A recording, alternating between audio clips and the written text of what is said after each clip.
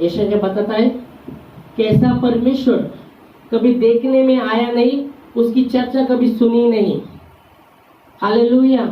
जो उसकी बाट जोते उनके लिए वो काम करता है। Hallelujah, praise Lord. और इसलिए वचन में हमने देखा यिर्मयाह कहता है, हे यहोवा, तूने अपने बड़े सामर्थ से आकाश और पृथ्वी को बनाया है, तेरे लिए कोई बात कठिन नहीं है। आमेन, हालेलुया। और भजन 104:3 में हमने देखा, निश्चय जानो कि यहोवा ही परमेश्वर है, उसने आपको और मुझे बनाया है, हम उसकी चराई के भेड़े हैं, हम उसकी प्रजा, उसकी चराई के भेड़े हैं। और इसलिए दावीद ने जान लिया, और इसलिए भजन 23 में दावीद कहता है कि वो मेरा चरवाहा है और मुझे कुछ घटी नहीं होगी। वो मुझे हरी चराई में चराता है, हरी चराई में चराता है। और संत वो मुझे जीवन के झरने के पास ले चलता है, वो मेरे जी में जी लाता है, और धर्म के नाम के निमित्त, अपने नाम के निमित्त मेरी अगुवाई करता है।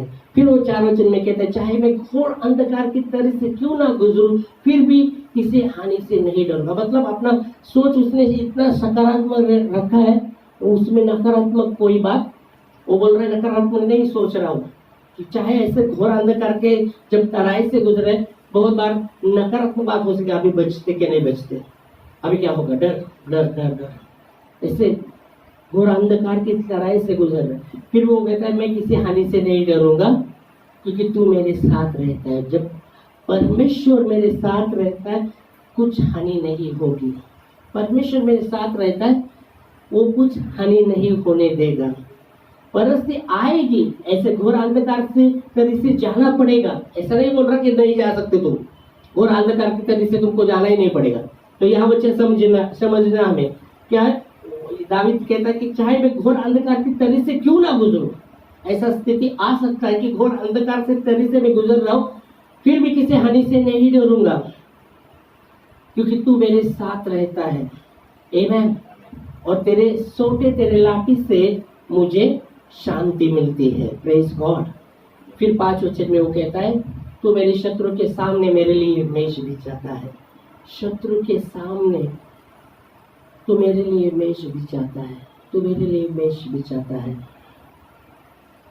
तूने मेरे सर को तेल से अभिषेक किया है, और मेरा कटोरा उमड़ रहा है, उसका कटोरा उमड़ रहा है। Praise God, hallelujah. अभी कटोरा, अब कटोरा हमने देखा रहेगा, कटोरा रहता, कटोरा, हमारा कटोरा उमड़ना बहुत जरूरी है, हमारा कटोरा उमड़ना बहुत जरूरी है। हालेलुया। और फ्लो होना बहुत जरूरी है, और फ्लो होना बहुत जरूरी है, उमड़ना बहुत जरूरी है। Hallelujah, praise God. Yeshu Masih ने उस सामरी से क्या कहा, यूहन्ना 14 अध्याय में यीशु ने उस सामरी से क्या कहा, जिसको मैं वो जल दूंगा, उसके अंदर एक सोता बनेगा। वो जल जो मैं दूंगा, वो जो पिएगा, उसके अंदर एक सोता बनेगा और अनंत जीवन के लिए उमड़ता रहेगा। यूहन्ना 4:14 में अगर आप पढ़ते, यूहन्ना 4:14 में यीशु मसीह यहाँ उस सीढ़ी से कहते हैं, पढ़ सकते हैं,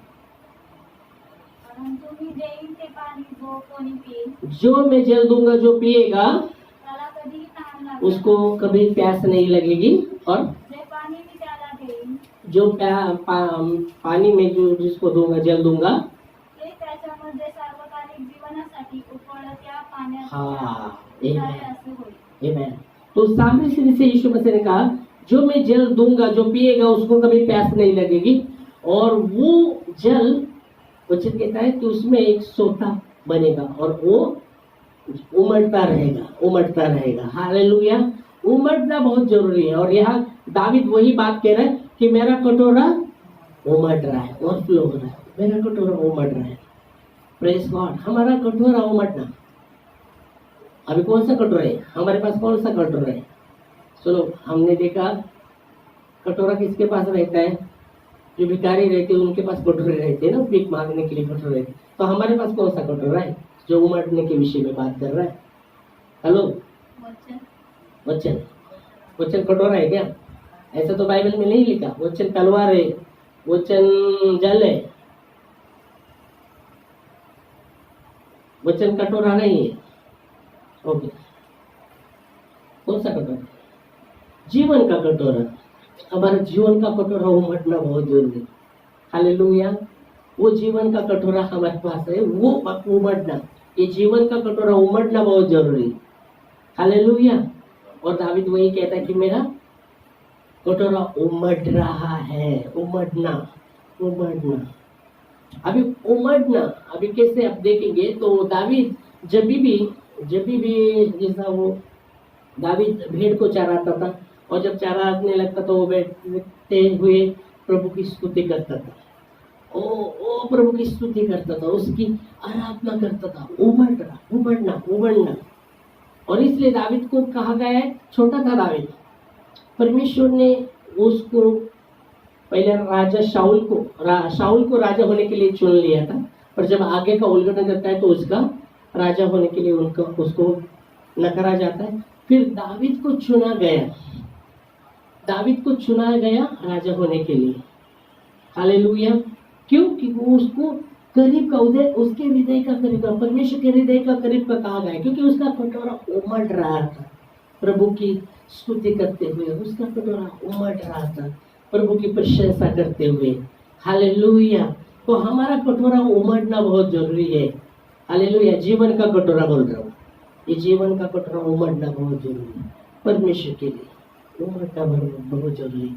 उसकी भलाई उससे उमड़ना बहुत जरूरी है। आमेन। हालेलुया। Praise God. और यहाँ दावीद वही कह रहा है कि मेरा कटोरा उमड़ रहा है, क्योंकि मेरे शत्रु के सामने तो मेरे लिए मेज बिछाता है। तूने मेरे सिर को तेल से अभिषेक किया है, और मेरा कटोरा उमड़ रहा है, मेरा कटोरा उमड़ रहा है। और फिर 6 वचन वो कहता है, निश्चय निश्चय मैं जानता हूँ, निश्चय निश्चय, ये बात निश्चय है, उसको मैं जानता हूँ, उसकी करुणा और भलाई जीवन भर मेरे साथ रहेगी, और मैं यहोवा के धाम में सर्वदा वास करूंगा। हालेलुया। बाइबल कहती जो जय पाता है और मेरे काम को अंत तक करता रहता है, तो मैं उसको अपने घर में एक स्तंभ बनाऊंगा। हालेलुया। मैं मेरे मंदिर का एक स्तंभ बनाऊंगा। Praise God. हालेलुया। तो यह वचन हम देख सकते हैं कि वो परमेश्वर, यीशु मसीह ने कहा मैं ही मार्ग हूँ, मैं सत्य हूँ और मैं ही जीवन हूँ। हम पढ़ेंगे वो वचन, जैसे मैं बोला यूहन्ना 14:6 में हम देखते हैं। यूहन्ना 14:6। यीशु ने उनसे कहा, मार्ग सत्य व जीवन मीच आहे। यीशु ने उससे कहा कि मार्ग सत्य और जीवन में ही हूँ, माझ्याद्वारे आल्यावाचून पित्याकडे कोणी येत नाही। यह यीशु मसीह कहते मेरे बिना तुम पिता के पास नहीं जा सकते, मेरे ही द्वारा तुम पिता के पास जा सकते हैं। हालेलुया। यीशु मसीह ने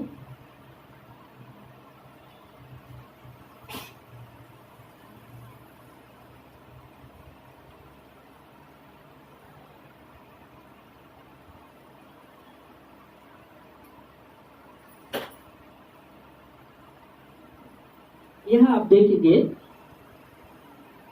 थोमा यीशु मसीह का चेला, वो यीशु मसीह को पूछता है। अगर आप पढ़ते 5 वचन में, 5 पढ़ेंगे पहले, उसका ही 5 14। थोमा त्याला म्हणाला, थोमा ने यीशु से कहा, प्रभु जी आपण कोठे जात आहात? हे प्रभु, जब हम ये भी नहीं जानते कि आप कहाँ जा रहे, तो हम तो मार्ग कैसे जाने? यह वचन कहता है, थोमा ने प्रभू यीशूला म्हटलं, काय म्हटलं? क्या बोलो? थोमाने त्याला म्हटले, प्रभूजी आपण कोठे जाता? हे आम्हाला ठाऊक नाही। हाँ, आप कहाँ जा रहे हैं ये हमको पता नहीं है। मग मार्ग आम्हाला कसा ठाऊक असणार? ओ, मार्ग कैसा मालूम होगा? फिर यीशु मसीह उससे बात करता है कि मैं ही मार्ग हूँ। यीशु ने उससे कहा, मैं ही मार्ग हूँ, मैं ही सत्य हूँ और मैं ही जीवन हूँ। मेरे ही द्वारा तुम पिता के पास, मेरे बिना मेरे द्वारा कोई पिता के पास नहीं पहुंच सकता। हालेलुया। मेरे द्वारा तुम पिता के पास पहुंच सकते, इसका अर्थ है मेरे बिना तुम पिता के पास नहीं पहुंच सकते, क्योंकि मैं ही मार्ग हूँ, मैं ही सत्य हूँ और मैं ही जीवन हूँ। Hallelujah, praise God. तो सच्चाई, मार्ग सत्य जीवन यीशु मसीह है। Hallelujah, praise God. वो परमेश्वर सच्चा परमेश्वर है और उसे जानिएगा। उसको जब हमने जाना है, उसको प्रभु को ऐसा जानिएगा, उसके लिए कोई बात कठिन नहीं है, उसके लिए कोई बात कठिन नहीं है। उसकी बाट जोगिएगा। हो सकता है समय लग रहा है, उसके लिए 1 मिनट का भी समय नहीं हो सकता, पर परमेश्वर कभी कभी हमारे विश्वास की परख करता है कि हम कैसे उसके बाट जोगते रहते हैं, कितना समय हम बाट जोगते रहते हैं, कितना समय बाट जोगते रहते हैं। बाइबल कहती है पृथ्वी के स्वर्ग के नीचे पृथ्वी पर हर बातों का समय है, पर हमें बाट जोगनी ही है, उसकी बाट जोगनी है। हमने देखा यशाया में क्या कहता है, जो यहोवा परमेश्वर की बाट जोगते हैं उनके लिए वो काम करता है। ऐसा परमेश्वर हमने कभी देखा नहीं, उसके कानों से चर्चा सुनी नहीं गई। जो उसकी बाट जोगते हैं उनके लिए वो काम करता है। तो हमें उसकी बाट जोगना है, उसके लिए कोई बात कठिन नहीं है, क्योंकि उसकी बाट जोगते रहना है। Hallelujah, praise God. प्रभु को महिमा, प्रभु की बाट जोगना, प्रभु पर डिपेंड रहना, प्रभु पर अवलंबन रहना, परमेश्वर पर भरोसा रखते हुए उसकी बाट जोगना, प्रभु की बाट जोगना। हालेलुया। और जो उसकी बाट जोगते हैं उसके लिए वो काम करता है, जो उसकी बाट जोगते हैं उसके लिए वो काम करता है। इसलिए बाइबल कहती है जो परमेश्वर की बाट जोगते हैं वो नए बल को प्राप्त करते जाते हैं। यशाया 40:31 में वचन कहता है, जो यहोवा की बाट जोगते हैं वो नए बल को प्राप्त करते जाएंगे, वो काफी नई ऊंचाई पर उड़ेंगे, दौड़ेंगे, शर्मित नहीं होंगे, चलेंगे, थकेंगे नहीं। जो यहोवा की बाट जोगते, प्रभु की बाट जोगते रहते, उनके विषय में वो कहा गया है। वचन कहता है, जो यहोवा की बाट जोगते वो काफी नई ऊंचाई पर उड़ेंगे और दौड़ेंगे, शर्मित नहीं होंगे, चलेंगे, थकेंगे नहीं। जो यहोवा की बाट जोगते हैं, तो हमें उसकी बाट जोड़नी है। पढ़ सकते हैं, एक वचन लेंगे फिर प्रार्थना में खड़े होंगे। यशाया 40:31। तरी परमेश्वराची आशा धरून राहणारे, हाँ, मराठीमध्ये तरी पण देवाची आशा धरून राहणारे। हालेलुया, देवाची आशा धरून राहणारे, तरी पण देवाची आशा धरून राहणारे। प्रेज गॉड, परमेश्वरची आशा धरून राहणारे नवीन शक्ती संपादन करीतील, नवीन शक्ती प्राप्त करते, संपादित करते। हाँ, ते गरुडाप्रमाणे पंखाने वर उडतील, गरुडासारखं उंच ते उडतील, ते धावतील तरी दमणार नाही, ते धावतील तरी दमणार नाही, चालतील तरी थकणार नाही, चालतील तरी थकणार नाही। आमेन, आमेन। यह वचन कहता है जो परमेश्वर की बाट जोगते हैं, जो परमेश्वर की बाट जोगते हैं उनके विषय में, उनके विषय में।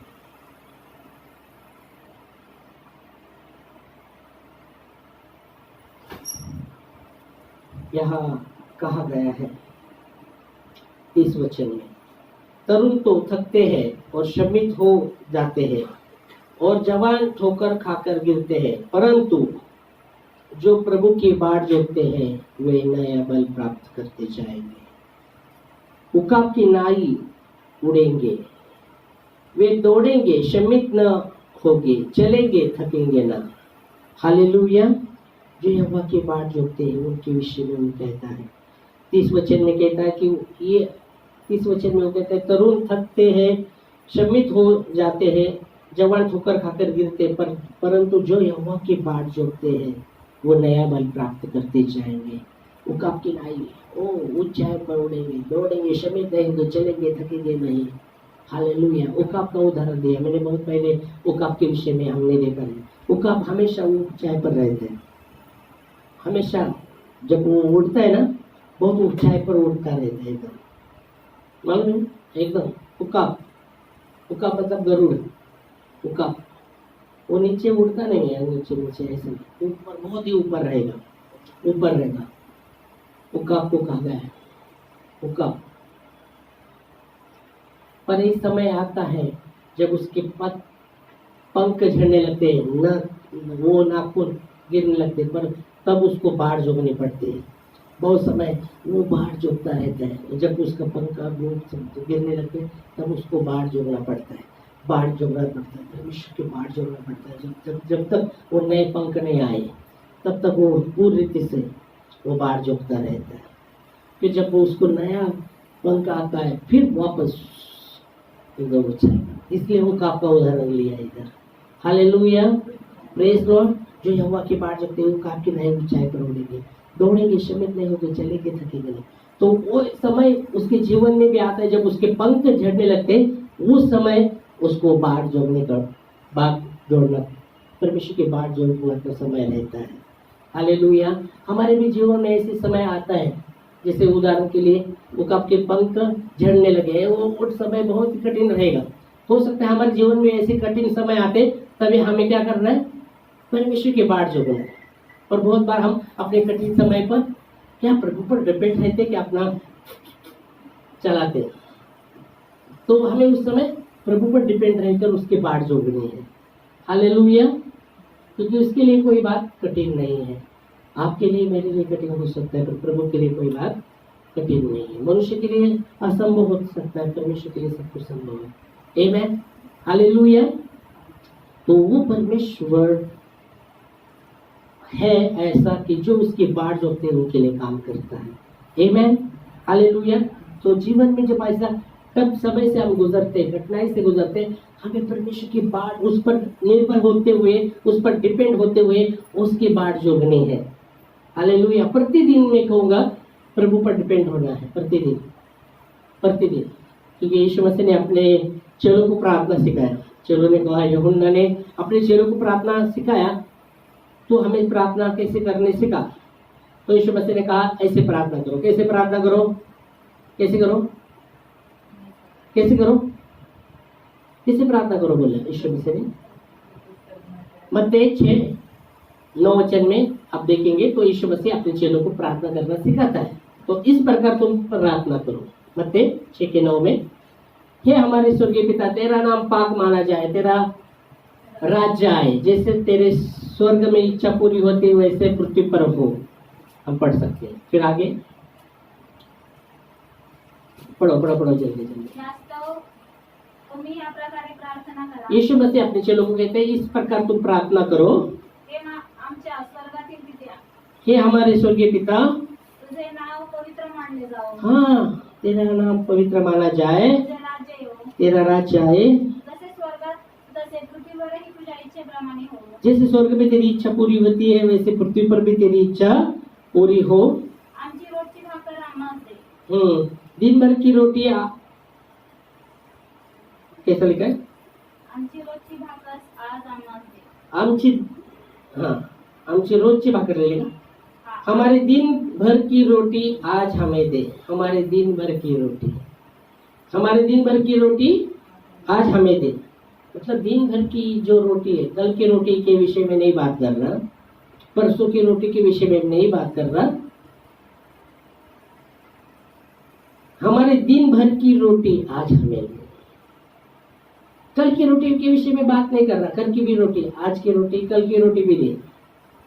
क्यों ऐसा नहीं बात कर रहा? हमारे दिन भर की रोटी आज हमें दे, ऐसा बात कर रहा है, ऐसा प्रार्थना सिखा रहा है। मतलब समझ में आने, हमको समझना बहुत जरूरी है। उसने कहा नहीं, कल की रोटी के विषय में प्रार्थना करो। कल की रोटी भी प्रभु हमें दे, आज ही हमें दे। बहुत बार हम लोग सोचते, कल के विषय में चिंता करते, कल क्या होगा, ऐसा होगा, है? तो ये बोल रहे दिन भर की रोटी आज हमें दे, मतलब कल के विषय में, कल वापस आज दिन भर की रोटी आज हमें दे, दिन भर की रोटी, कल भी प्रार्थना करना है दिन भर की रोटी, कल के लिए आज ही प्रार्थना मत करो। तो ये क्या बता रहा है कि हर दिन प्रभू पर डिपेंड रहे, अवलंबून राहावं, हर दिवसासाठी देवावर अवलंबून राहणं, हर दिन के लिए प्रभु पर डिपेंड रहना, ये वचन में वो बता रहा है अपने चेलों को कि हर दिन प्रभु पर अवलंबून रहना। इसलिए वो कहते हैं हमारे दिन भर की रोटी आज हमें दे, दिन भर की रोटी आज हमें दे, कल की रोटी आज हमें दे ऐसा नहीं बोल रहा, परसों की रोटी आज हमें दे ऐसा नहीं बोल रहा, दिन भर की रोटी आज हमें दे, आज के दिन भर की रोटी आज हमें दे, इसका मतलब आमेन। फिर आगे, आणि जसे आम्ही आपल्या ऋणांचे ऋण सोडिले तशी तू आमची ऋणे आम्हास सोड। जिस प्रकार हमने अपने अपराधियों को क्षमा किया है वैसे तू भी हमारे अपराधों को क्षमा कर। फिर आगे, आणि आम्हास परीक्षेत आणू हमें परीक्षा में ना डाल, तर आम्हास वाईटापासून सोडे, बुराई से बचा। फिर, कारण की राज्य, सामर्थ्य आणि गौरव ही सर्वकाळ तुझी आहे, क्योंकि राज्य, पराक्रम, महिमा सदा तेरे ही है, तेरी ही है, आमीन। इस प्रकार प्रार्थना सिखाए। हालेलुया। ये हर एक शब्द में अर्थ है।